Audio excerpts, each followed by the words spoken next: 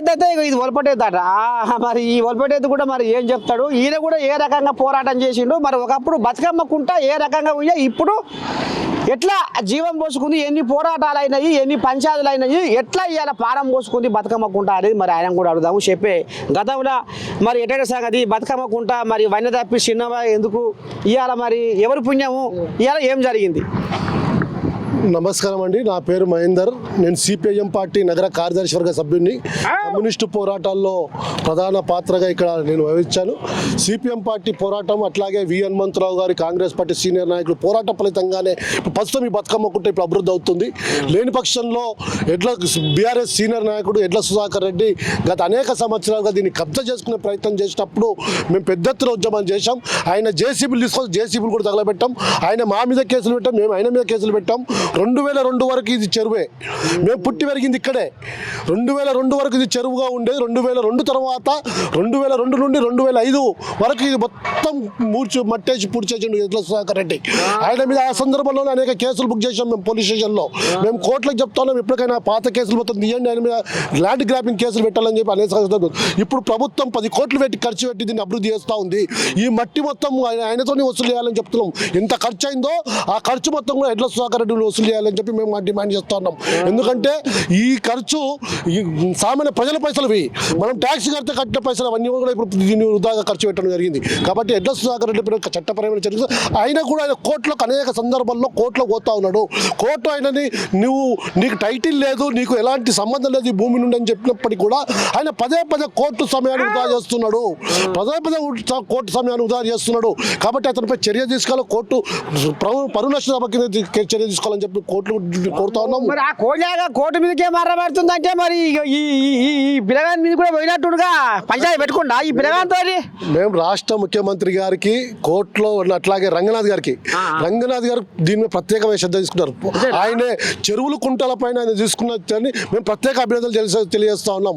రంగనాథ్ గారు కోర్టుతో సవాల్ చేస్తున్నట్టుగానే ఉంది మాకు. ఎందుకంటే కోర్టులో కేసు వేసినప్పుడు కోర్టుకు చెప్పినట్టు కోర్టులో స్టే ఉన్నప్పటికీ కూడా చెరువుల పైన ప్రత్యేక శ్రద్ధ. ఎందుకంటే భావితరాలకు చెరువు నీళ్ళు ఉంటేనే గ్రౌండ్ వాటర్ పెరుగుతుంది. చెరువులు ఉండాలి హైదరాబాద్ పట్టణాల్లో. కాబట్టి మా బతుకమ్మ కుంట మీద ఆయన ఇంత శ్రద్ధ తీసుకున్నందుకు ఆయనకు ప్రత్యేకమైన రంగనాథ్ సార్ గారికి ప్రత్యేకమైన అభినందన తెలియజేస్తా ఉన్నాం. ఆయన పాత్ర గట్టిగానే ఉందన్నవా? ఖచ్చితంగా ఆయన పాత్ర ఉంది. ఆయన పాత్ర లేదు. ఆయనకు తోడు ముఖ్యమంత్రి గారు కూడా సహకారాలు ఉన్నాయి కాబట్టి ఇది సాధ్యపడిందని చెప్పి మేము అనుకుంటున్నాం. అందులో మా పోరాటం, హనుమంతుల పోరాటం, ఇక్కడ ఉన్న ప్రజలందరి పోరాటం ఫలితంగానే మా అమ్మలు, అక్కలు, చెల్లెలు అందరూ ఇంట్లో బతుకమ్మలు ఆడిన వాళ్ళు, ఇంట్లో ఈ బట్టలు ఎత్తుకునే వాళ్ళు, ఇళ్ళనే సాలాలు చేసుకునే వాళ్ళు. కాబట్టి ఈ ప్రాంత ప్రజలు మొత్తం కూడా ఇప్పుడు మళ్ళీ వాళ్ళ కళ మరి బతుకమ్మ ఆడతానికి మరి ఇప్పుడు స్థలం ఏది పిల్లగా మొత్తం అని ఇప్పుడు నీళ్ళు అయినాయి. మరి ఇప్పుడు బతుకమ్మ ఏడాడతారు? బతుకమ్మ కుంట కోసం బతుకలు ఆడడానికి జాగా ఇచ్చిండు, అక్కడ జాగా ఇచ్చిండు, 2 వైపులో జాగా ఇచ్చిండు. చుట్టూ ట్రాక్ ఉంది, ఆ ట్రాక్ మీద ఆడుకోవచ్చు. బయట రోడ్డు ఉంది, ఆ రోడ్డు మీద కూడా ఆడుకోవచ్చు. చరిత్ర మొత్తం ఇక్కడ ఆడిందే, ఆ దాని మీద రోడ్డు మీద ఆడిందే. మట్టి దుప్పలు ఉండేవన్నీ, మట్టి దుప్పల మీద ఆడిన వాళ్ళంతా మేమంతా చిన్నపిల్లలు లాగేసుకొని ఇలా దుంకే వాళ్ళం. కాబట్టి బతుకమ్మ కుంట ఇంత అభివృద్ధి చేస్తున్నందుకు రంగనాథ్ గారికి అట్లాగే రాష్ట్ర ముఖ్యమంత్రికి ఇక్కడ ఉన్న ప్రజలందరికీ సహకరించి మా పోరాటంలో ఉన్న వాళ్ళందరికీ కూడా పేరున ప్రత్యేకమైన అభినందన తెలియజేస్తా ఉన్నాం. ఇక గిదుల్లో మొత్తానికి ఎర్రజెండా కోయగా బాగానే ఊపింది.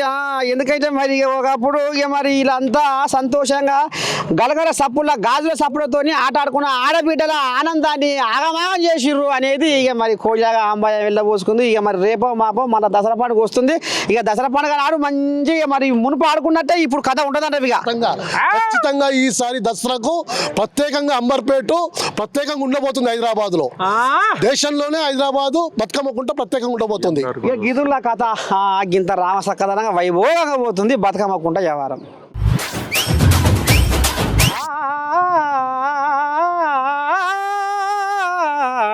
పండు వెన్నెల్లాంటి నిండు గురముగల రంగనాథు, ఓ రంగనాథు, నువ్వు రామసక్కని కార్యము చేసివి రంగనాథు, ఓ రంగనాథు. ఎన్నేళ్ళో కన్నీళ్ళలో మూలుగుతున్న, ఎన్నేళ్ళో కన్నీళ్ళతోటి మూలుగుతున్న బతుకమ్మ కుంటకు ప్రాణం పోసి,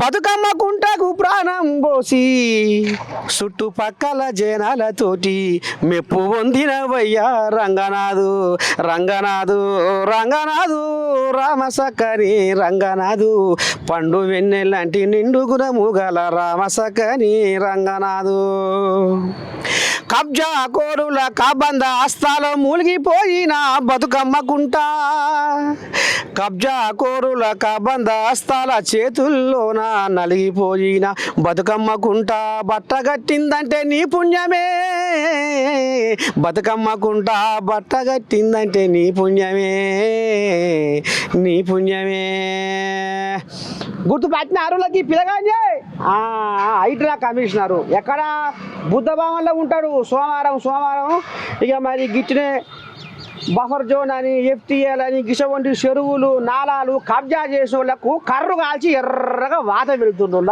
ఈ పిల్లగాడి పేరు రంగనాథ్. ఇక మరి మీ ఇలాకాలో కూడా మీ ఏరియాలో కూడా ఏమన్నా పుసుక్కున్న కబ్జా కోరలు అండబెట్టి బెదిరిస్తే ఇగో ఈ కోజాకు మీరు ఫిర్యాదు చేయరు. ఇది కథ. అంత బాగే తాత. ఈ పిల్లగాడు ఎడికేనా నీకు? ఈ పిల్లగాడు వచ్చిడా ఇది బతుకమ్మ కుంట కాడికి? ఇప్పుడు ఈ బతుకమ్మ కుంట భాగ్యం ఇదే అంటావా? ఆయన ఉంటుంది, ఇద్దరికి ఉంటుంది, సేపు పోతుంది, ఆయన పోతుంది. అమ్మా కోయిలాగా తల్లాడిందా బాగానే? గుర్తులేదు. ఏం పేరు ఆయన పేరు? ఏం పేరు? హైదరాబాద్ బాగా పేరు వస్తుంది అంతే. ఇక అంతే. పిల్లగాడు ముద్ర వేసుకుంటే హైడ్రా అంటే గుర్తొస్తుంది. రంగనాథ్ కోయిలాకి ఇప్పుడు కలుపుకుంది. బాగేనా?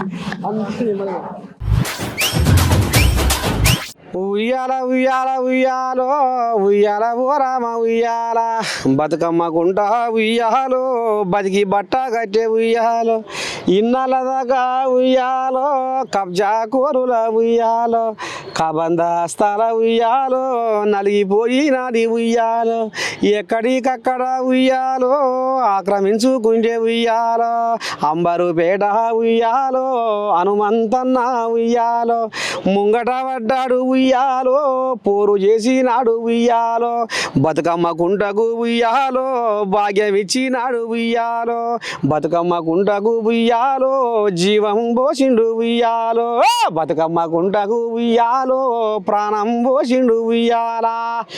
ఇక ఎప్పటి నుంచో ఏళ్ల పారంతరము ఇక మరి కబ్జా కోరుల చేతుల్లో నలిగి బందీ అయిపోయిన బతుకమ్మ కుంట ఇక ఇవాళ బతికి బట్ట కట్టి ఇక ఈ రకంగా రామ సక్కదనంగా సుందరీకరణ కాబోతుంటే చుట్టుపక్కల జనాలు సంకలు గుద్దుకుంటా సంబరాలల్లా మునిగి తేలిపోతున్నటనుల్లా.